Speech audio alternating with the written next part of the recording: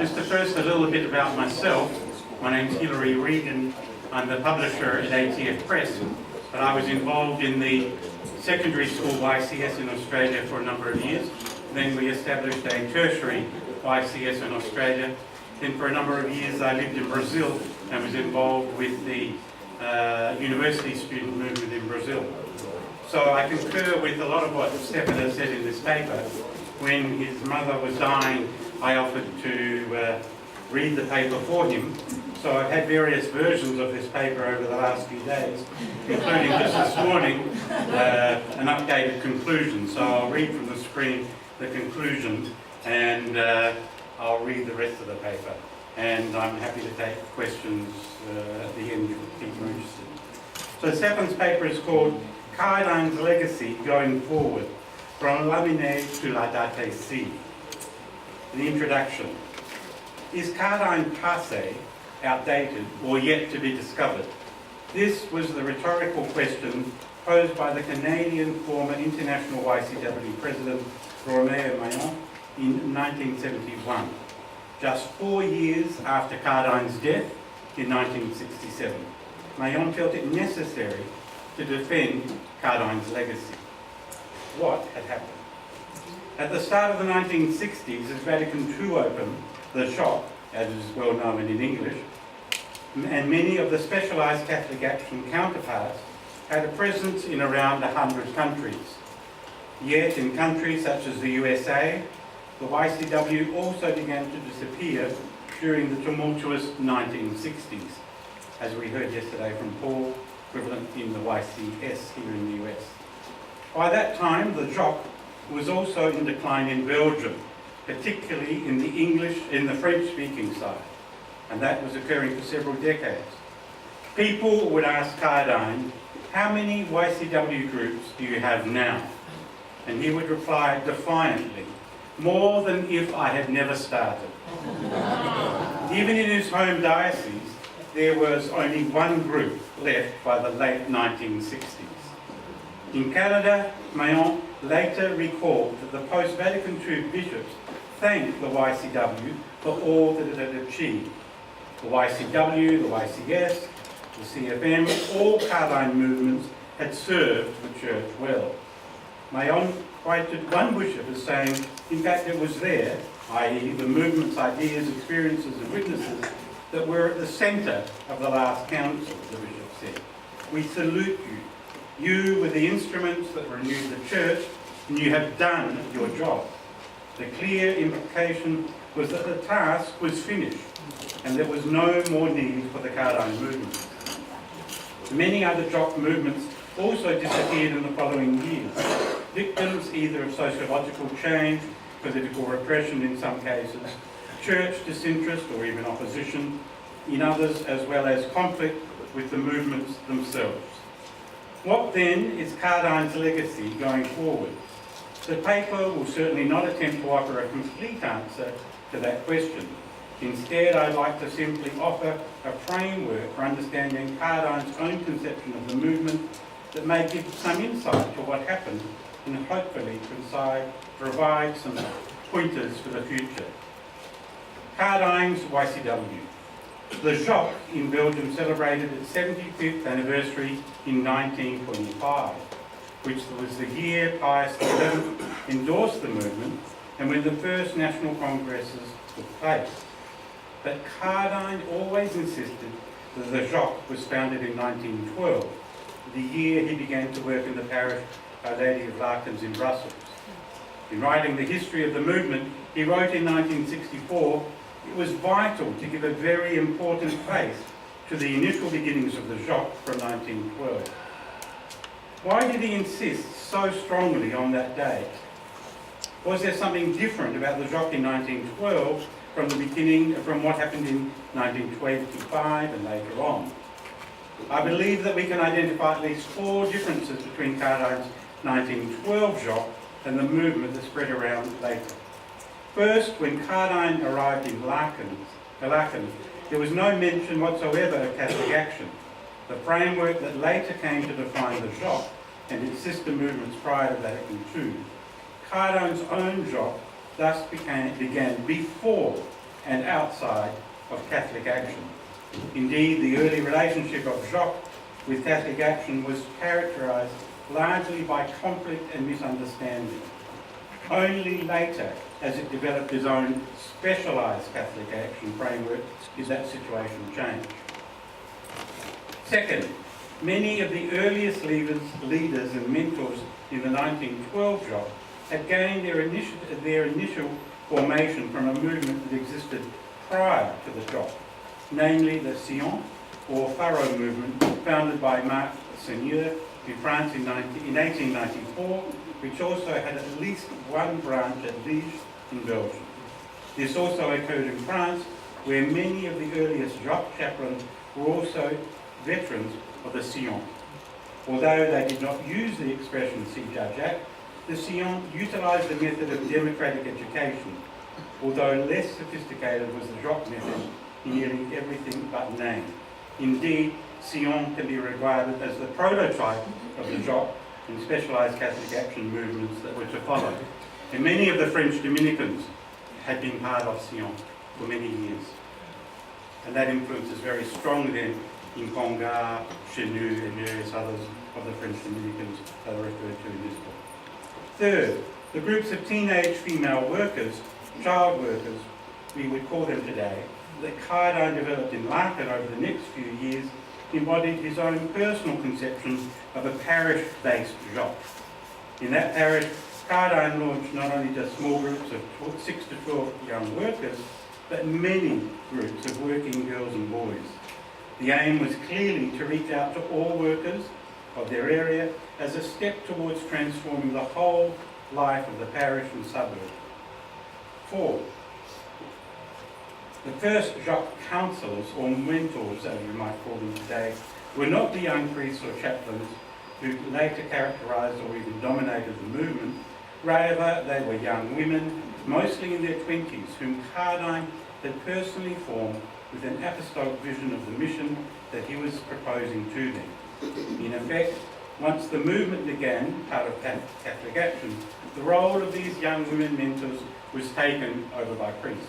And that follows on a bit from what Kevin was saying last night, of the real role of women within the movements.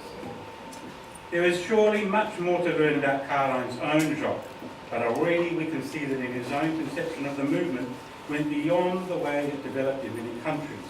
And in particular, we can see that the movement was very uncomfortable about Catholic action framework within which it was effectively forced to accommodate itself.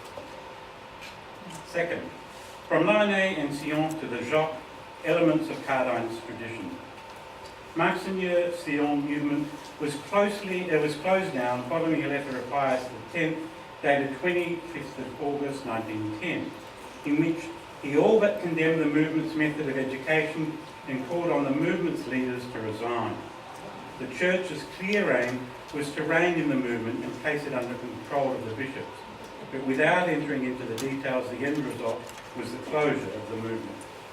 25 years later, the first International Congress of the Jacques opened in Brussels with a mass and rally before a crowd of 100,000 people in August 1935. Even today, Jacques International celebrates its foundation day on that day, which was clearly chosen by Cardijn and early movement leaders in an effort to identify the movement with its precursor. What's more, the Sion also did something very similar, taking its name from a well-known beach in the French port city of Saint-Malo, known as Les Sions. It was the city of the birth of the radical French priest, Lamennais, who was born there within the earshot of the beach in 1782. Lamennais' vision of a bottom-up, freedom-based church, allied with the people and the poor, had scandalised the hierarchical church in the 19th century. In 1834, Gregory XVI explicitly condemned his conception of a church founded on freedom of conscience. Yet, as Cardijn clearly indicated in his own autobiographical notes, it was from Lamennais that he drew his first inspiration as he sought a solution to the problem of workers, particularly young workers, having become alienated from the church. 75 years later, Lamine de Sion, whose method of democratic education sought to reconcile conscience or consciousness with responsibility, faced the same fate at the hands of Pius X. The Sion efforts, the Pope wrote, were nothing more than a construction in which we will see glowing in a jumble, and in seductive confusion, the words liberty, justice, fraternity, love. Yet this was precisely the vision of freedom combined with responsibility on which Cardijn founded the JOC, and he continued to defend right up to and including Vatican II. I'll just skip over it here, giving our time.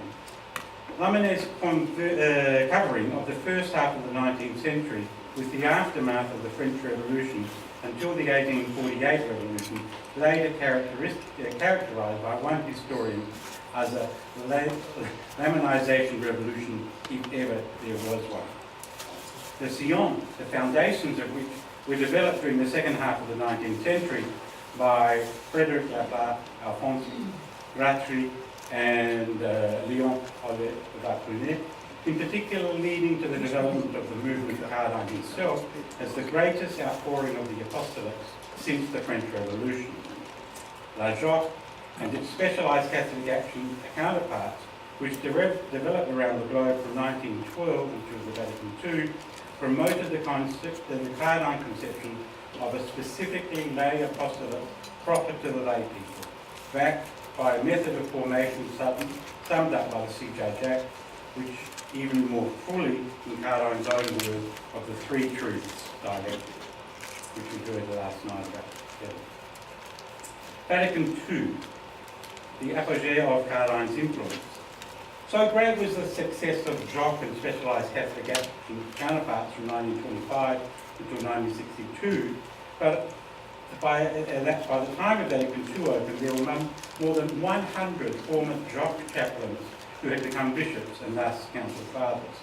At least 100 more Vatican II bishops had experience with the JEC, the JOC, the Jacques, or other SCA movements that followed the Cardijn method, meaning nearly 10% of all council fathers had direct movement experience.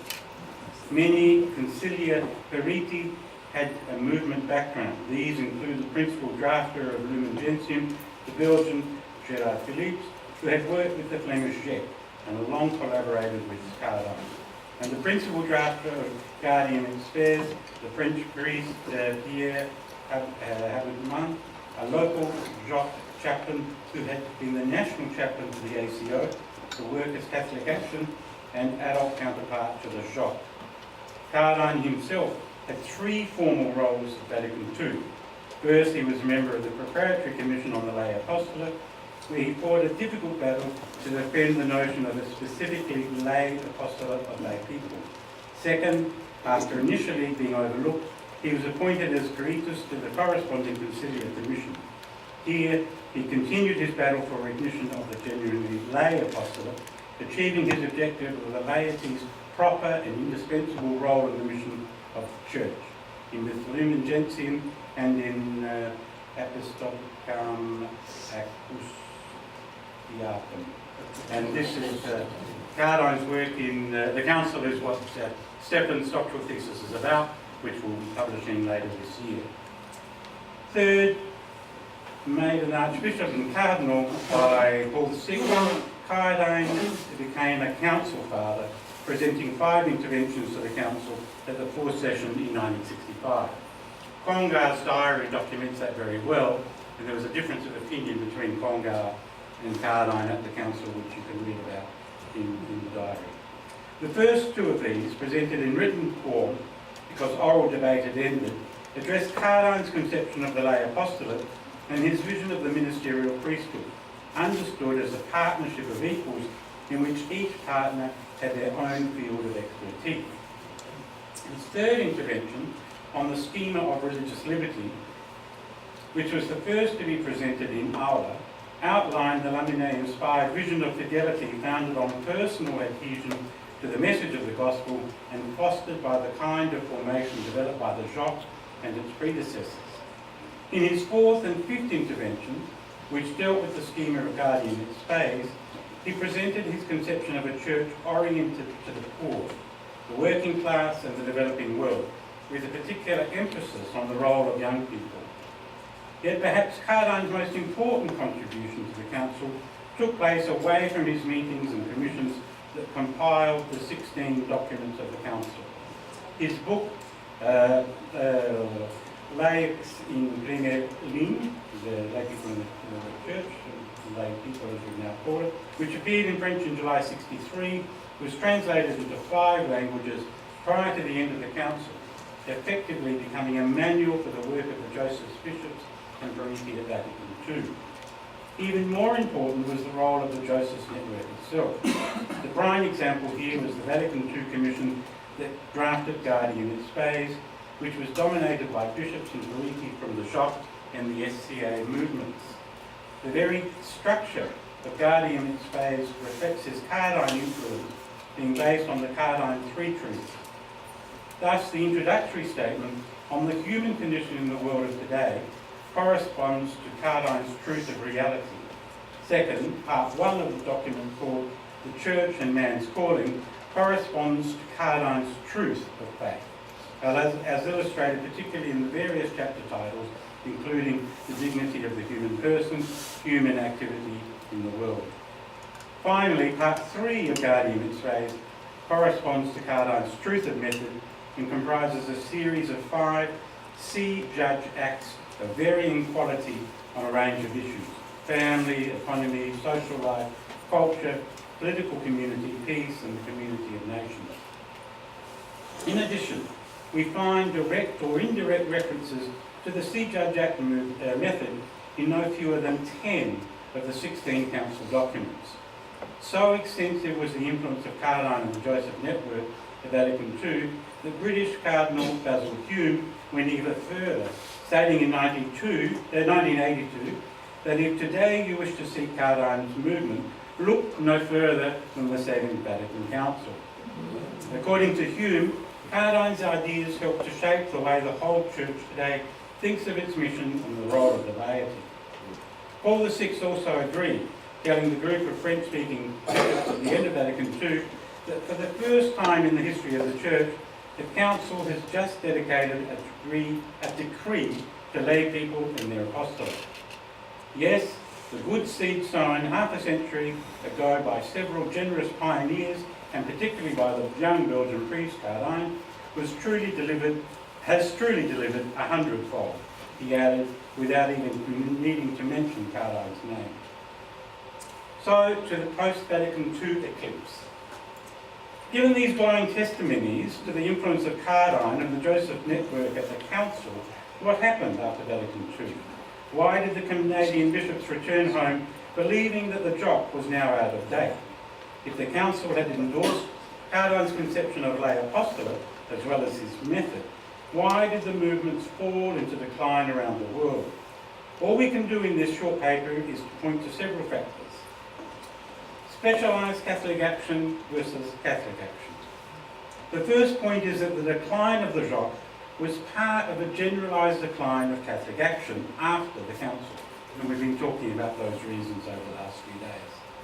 Contributing to this was a growing inability, particularly among theologians, to distinguish between the various models of Catholic action that have existed. And Stefan gives a quote here from Richard McBrien, who wrote in 2010, "There was also a movement at the time known as Catholic action. Its strength was that it found a place for the laity in the Church. Its weakness was that it regarded lay activity as completely dependent on the hierarchy. In fact, Catholic action was defined as the participation of the laity in the work of the hierarchy. The real work of the Church was done by or under the supervision of the hierarchy. The laity at best were the helpers." There was no place here in McBrien's, there's no space here to analyse McBrien's statement. Suffice to say that it is completely inaccurate representation of specialised Catholic action as championed by Cardijn, whose principal battle at Vatican II was precisely for recognition that lay people have specific apostolic proper to them. So is the difference between Catholic action movements and specialised Catholic action, which was Cardijn's forte. In effect, since the Council, theologians have conflated the Cardijn concept of Catholic action based on a genuine lay apostolate with other forms of Catholic, notably the Italian Catholic action, which was indeed organised under the direction of the hierarchy. This misconception has caused the Jock and its counterparts to be viewed in many Catholic church circles as pre-conciliar rather than central to its orientation, and that's very important. In passing, it should also be noted that there was much dissatisfaction in the network of the Joseph's movement with the term Catholic action. Indeed, lay auditor and ICYW President Patrick Regan opposed the use of the term Catholic action, as did others, from countries where Catholics were a minority. Second, lay apostolate versus the apostolate of the faithful. In the lead up to Vatican II, many theologians linked to the Jock fought hard to fight the baptismal basis of the lay apostolate, as did Cardijn himself. Indeed, early Jock programs from the 1930s aimed particularly to assist young workers to understand the meaning of their baptismal call in their lives. Alongside the SJA, one of Cardijn's earliest cries was educate, serve and represent, which was derived from a theological understanding of baptism as developing a share in Christ's triple ministry of prophet, priest and king, which of course Congar, in one of his other books on the lay people in the church, develops. Yves Congar, who had run retreats for the Jock during the 1930s, was one of the theologians who had promoted this understanding. On the eve of the Council, one of Cardijn's closest collaborators at Vatican II and in the Jock, Bishop Emile Joseph de Schmidt of Bruges, Belgium, published an influential letter on this issue titled The Priesthood of the Faithful. This was a very great discovery or rediscovery for the Church. The downside, however, has been that since the Council, many have chosen to emphasise the common priesthood, even to the point of denying the existence of a specifically lay apostolate. And we can see that in many aspects of the Church, in where we have seen post-Vatican II, the laity has become involved in the administration of the Church without recognising their lay apostolate of action. Yet the Council was clear in its endorsement of the concept of a specifically lay apostolate of lay people, while Cardijn always sought to have to balance the two concepts of the priesthood of the faithful and the specifically lay apostolate in a dynamic dialectical tension. Evolution of milieu, the next point. The third factor contributing to the decline of the Jock around the world has been the decline of the very milieu for which it was developed, namely the working class. As Ed Zotti notes in his tribute to Mary Irene Zotti, the sociological milieu in which the YCW was born in the US no longer exists. This was also true of many industrial countries. This is an important point that once again deserves much deeper reflection. Here, let us simply note that the specialisation of movements that have developed during the late 1920s into Jock for factory workers, Jacques for middle-class students, Jock for future professionals, Jacques for young farmers, and Gic for young people from the bourgeois milieu, reflected the social situation of Europe at that time. I was reflecting during Mass how Cardijn said the whole stand of there can be no Mass without a worker, because it is the worker who makes the altar, the worker who makes the chalice, etc. And I was thinking of the intellectual movements. It's the intellectual movements to a certain extent who produce the architects, who produce the church, etc., etc. And you can see that ripple effect. Without the workers, without the students, without the intellectuals, we don't have what we have in the Mass. The question today then is not just how to rebuild the Jock, the Jacques and other movements as they once existed. Rather, we need to examine the new milieu of today that could provide a foundation for rebuilding the movement anew, or even develop a new specialised movement. The Synod on Justice in the World of 1971. Among the remarkable post-Vatican II initiatives was the holding of the Second Synod of Bishops of Justice in the World in 1971. This is perhaps best known in the statement that action on behalf of justice and participation in the transformation of the world fully to be appeared to us as a constituent dimension of the preaching of the gospel, or in other words, the Church's mission for redemption of the human race and its liberation from every oppressive situation. Remarkably, however, the document only makes reference to lay people in a single paragraph, number 41, when it notes that first, that lay people working for the Church should be given fair wages and a system of promotion. Second, the bishops reiterate the recommendations that lay people should exercise more important functions with regard to church property, should share in its administration. And that's what I was saying before in terms of the canonisation of the laity post-Vatican II within church structures. Already the role of the layperson has become clericalised. Not a single word is mentioned linking the task of building justice with the lay vocation. Just 4 years after Cardijn's death, 67 to 71, his major achievement at Vatican II had been well and truly forgotten. The outcome has been that, despite a proliferation of church justice and peace movements around the world since 1971, there is little effort to link or base these groups on the transformation of life, milieu, the world that characterised the Cardijn approach. The liberation theology revelation. In contrast with the above experiences, Cardijn's C. Gigacz method has achieved a much more positive reception since Vatican II. The key event here was the conference of Silam in Medellin, Colombia in '68, which adopted the method in drafting its documents.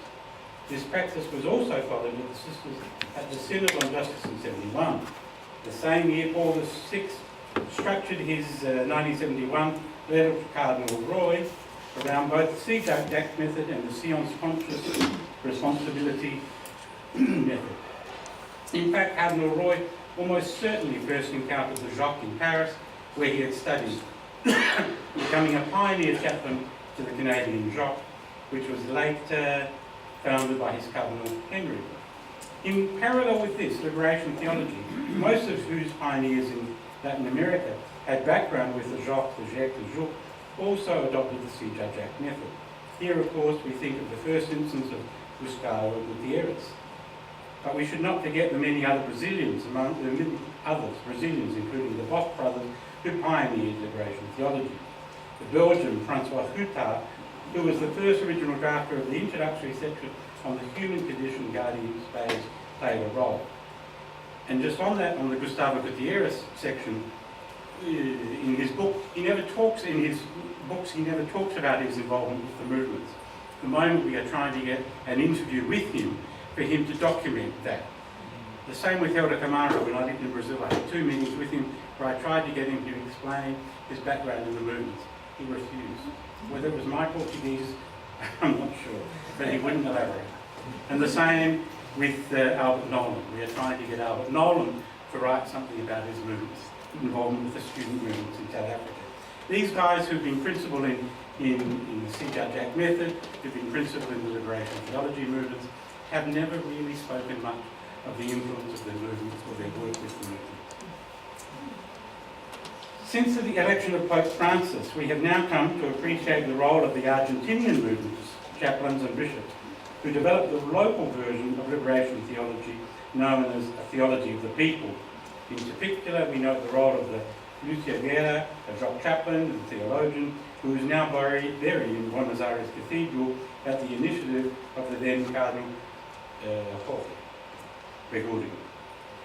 Nor should we forget the contribution of the martyr Jacques and Jacques chaplain Bishop Enrique Angel, who was killed by the military in '76, just 6 months after the lay Jacques leader Joseph Palacios, with whom he had founded the Jacques in the Diocese of Córdoba. Palacios had just been appointed as the first lay collaborator or mentor to the Jacques International when he disappeared just days after returning from a Jacques training session in Colombia.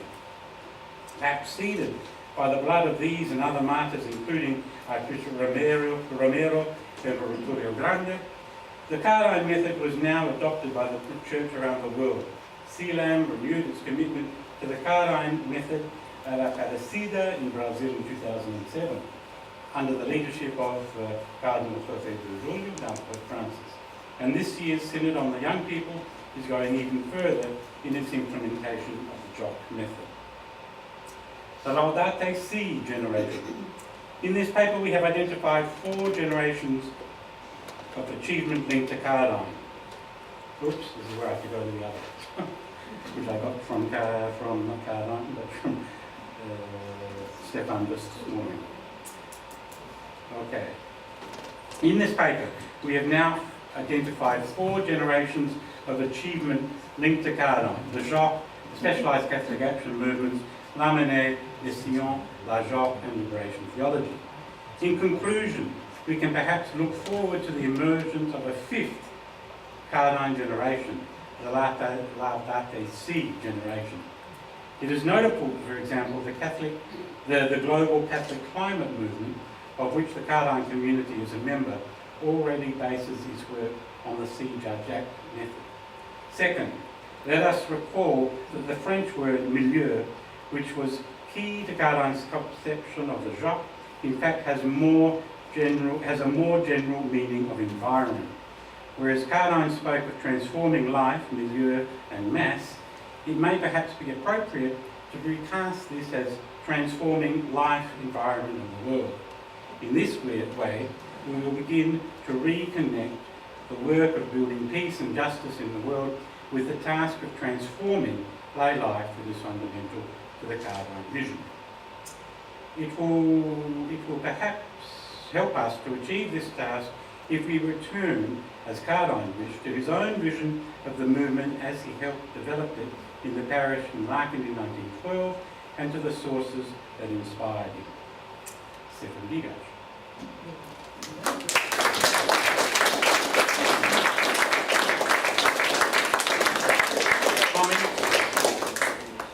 Comments, questions? Not that I can answer everything, yes? I just wanted to say I really appreciated your bringing in the Sion.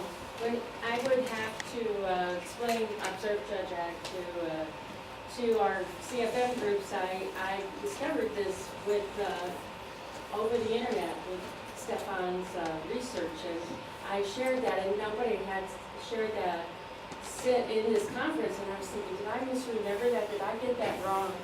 And so it was really great to hear him talk about that. And the other thing I really appreciated in the paper is an emphasis on the fact that CFM, the Observe Judge Act, resulted in a method that was not under the direction of the hierarchy, that it was independent and that was different from Catholic action. I always thought that was extremely important, and I think that he raised that up in the paper, and I'm really glad to have that brought up. I think it's essential. See, you're right. The second point, in Australia, the YCW was always independent of the bishops, whereas the YCS, both at tertiary level and secondary level, was dependent as a movement of the church. And that was part of its problem, as Paul Murray was saying, with the YCS here in the US, although that collapse here in the US was much earlier than it occurred in Australia. It's, even in the 70s and 80s, that collapse hadn't occurred. Sorry. Yeah. I was wondering, you said something about Donald Trump, and that he wouldn't. That was me. That wasn't Stefan. That was me saying that. Could you clarify that? Because I remember Donald being, as kind of a chaplain in Brazil, and so active in the area. But if you look at his diaries, which are not in English but are in French, published by Seth, he doesn't speak about. Very rarely did Camera speak in great depth about his time with the movement. As I say, when I met him personally, he didn't want to talk about it. Because that was all in the time, his involvement was the time of the military occupation. There was 3 Dominicans there were 3 Dominicans in Brazil who had been imprisoned and tortured. They had been key leaders in the YCS in the northeast or in the south, and 3 of them, or about 5 of them, were in prison. One of them later committed suicide in exile in France. The other one, Frei Beto, who's well known in Brazil now, never ever speaks about his YCS experience. And he talks about the basic Christian communities in Brazil having taken over that role And I was a Dominican and I lived in Brazil, and I said, Berto, we're talking about two different things. The lay movement and the Catholic apostolic action of Cardijn is different to the basic Christian communities.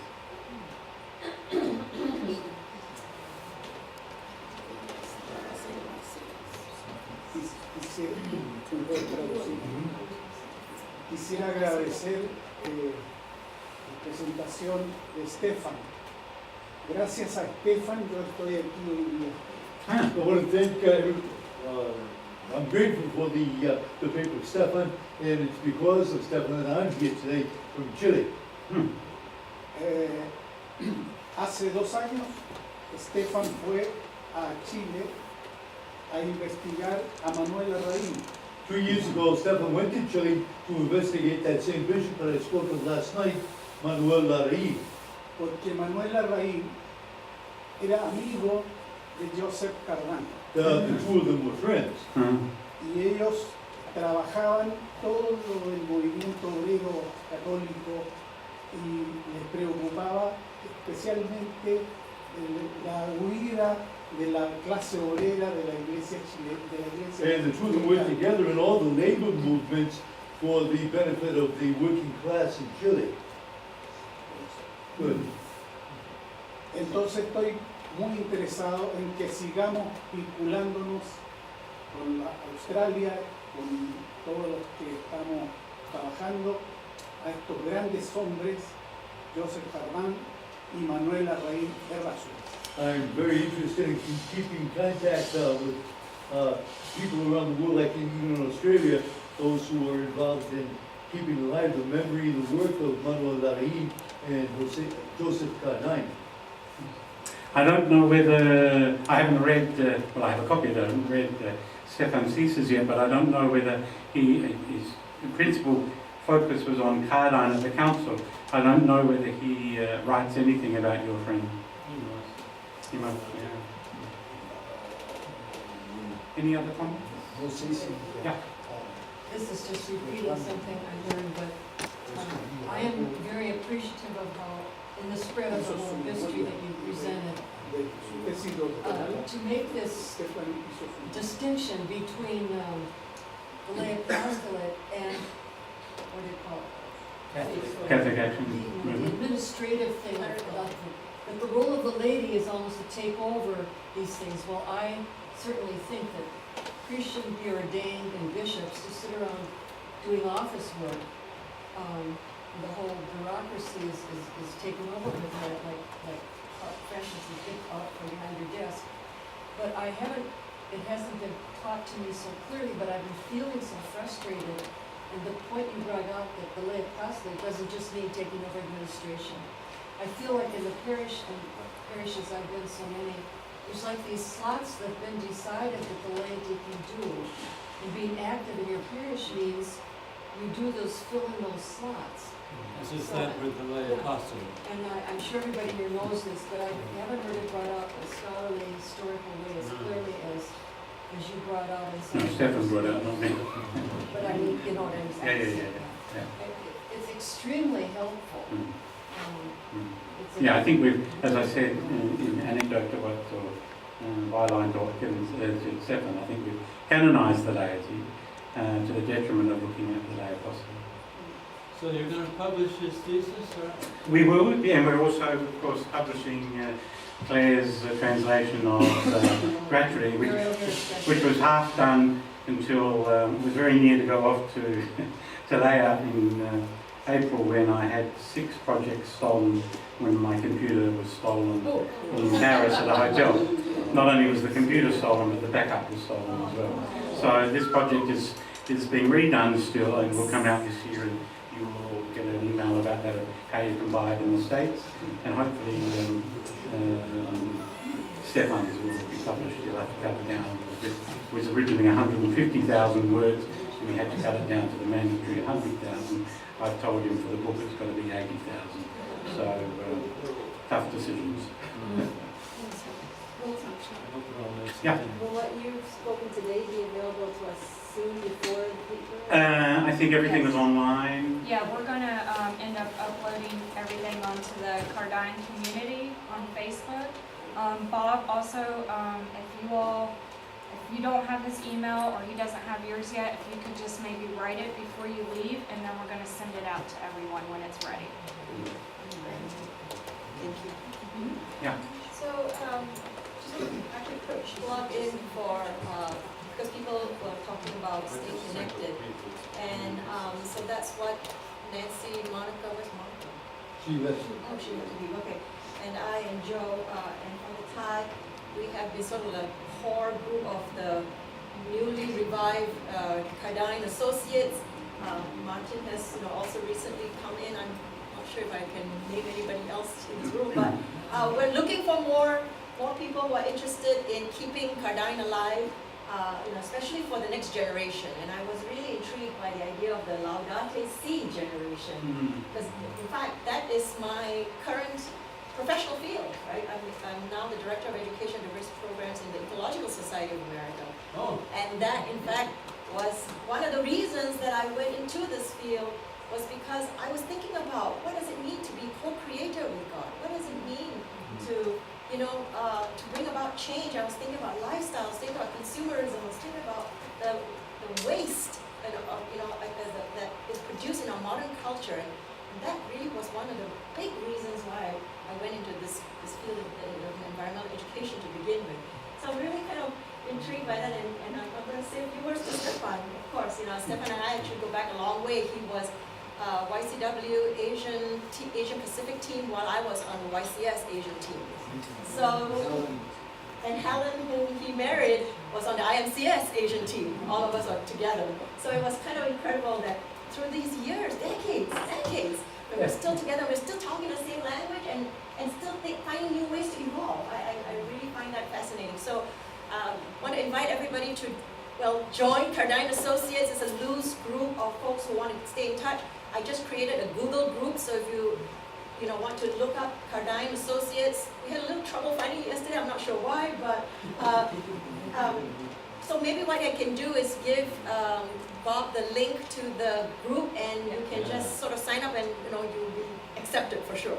So, right, and there's nothing posted there yet. It's just a brand new group, but I wanted to kind of encourage everybody.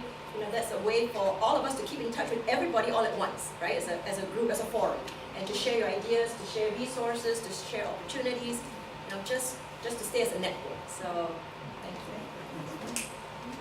you. If I may, two things, please. One is that next year I am CCI, together with Stefan and Ruben. Sorry? You better explain what CCI Cardijn Community International.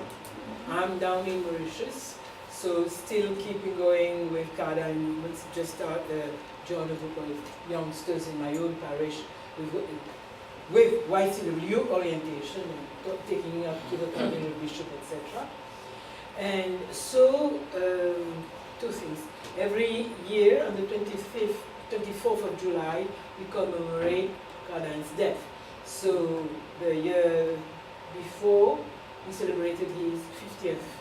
And then it's, for us, it's a pretext to bring along all the people. We have beautiful things, and this year, when I'll be back, in 2 weeks' time, we will commemorate with the theme Cry of the Poor and Cry of the Earth, in reference to Laudato Si. And Cry of the Poor and Cry of the Earth is also the theme of our next meeting in Mauritius next year. So CCI, Cardijn Community International, which I'm the secretary, humble secretary. Look forward to see you over there from the 26th of April to the 29th. So on the 26th there will be an exposure program, and from the 27th to the 29th the international conference, and then the members will meet on the 30th. And the 1st of May in Mauritius is Labor Day, so the actual Cardijn living movements organize, they celebrate it through Eucharist, where the Cardinal is, and which is being televised live in Mauritius on national TV. So you will all be welcome over there next year. Look forward for that. God bless.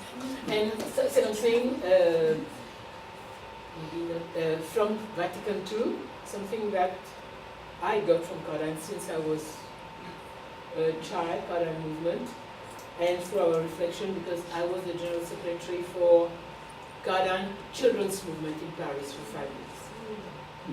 Okay? So the concept of the people of God, Cardijn did in his homélie, discours, writings, talk about specializations also in terms of generation. So in the people of God, children are there too. And the way we approach children in Cardijn movement is a bit different because children live here and now, you see? And Jesus, they're the preferred of Jesus also, with the poor, etc. So there's an originality there. So be attentive to include children because then the people of God will be on the move as a whole. Okay? Thank you for that. Anything else? No? No, thank you. So let's say